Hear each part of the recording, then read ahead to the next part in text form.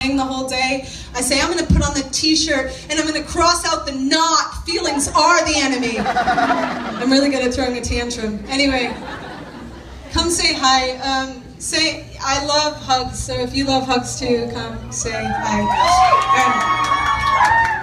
So this poem is good because it's I get to play the music of, like, you imagine the queerest God in the world is gonna come down on the fucking gayest organ ever, and so when you start it, you have to have it ginormous, like if God were in all her glory, just like going black. See? Fucking now I hear a church organ ever, and I think gay. That's all I think. I want to ask you, sorry, we'll have to start this over because I'm babbling again. When I read a love poem, I'm always inclined to ask people in the audience, you know, who here is in love? And then I feel so bad for, see, I don't do it though, because some of y'all are here on a third date, and you're like, you're looking at the person beside you, not, anyway. Not ready. Okay. Something funny just happened over there. I hope somebody just got proposed to on the third date. Woo! You will never be let down by anyone, more than you'll be let down by the one you love most in the world.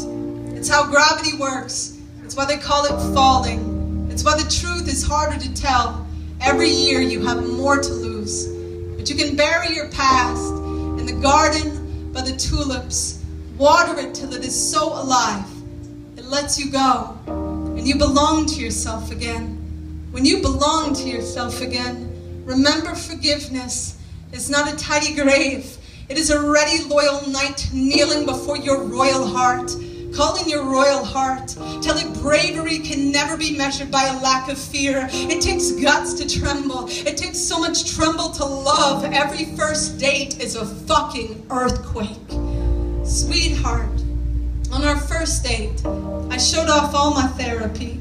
I flaunted the couch where I finally sweat out my history. I pulled out the photo album from the last time I wore a lie to the school dance. I smiled and said, that was never my style. Look how fixed I am. Look how there's no more drywall on my fist. Look at my wrist is not something I have to hide, I said. Well, I was hiding it. The telephone pole still down from the storm. By our third date, I'd fixed the line. I said, listen, I have a hard time. I mean, I cry as often as most people pee, and I don't shut the door behind me. I'll be up in your face screaming, Seattle is too rainy, Seattle is too rainy, I'm never going to be able to live here, I sobbed on our fourth date. I can't live here. In my body, I mean. I can't live in my body all the time. It feels too much. So if I ever feel far away, no, I am not gone. I am just underneath my grief, adjusting the dial of my radio faith so I can take this life with all of its love and all of its loss, because I already know you are the place I'm going to find to sing without any static, meaning I'm never going to wait that extra 20 minutes to text you back, and I'm never going to play hard to get when I know your life has been hard enough already, when we all know everyone's life has been hard enough already. It's hard to watch this game we make of love, like everyone's playing chess with their scars, saying checkmate whenever they get out without a broken heart. Just to be clear, I don't want to get out without a broken heart. I intend to leave this life so shattered, there better be 1,000 separate heavens for all my flying parts, and none of those parts are going to be wearing the romance from the overpriced vintage rack, meaning I don't want a single speed bike if I can't make it up the hill. I know exactly how many gears I'm going to need to love you well, and none of them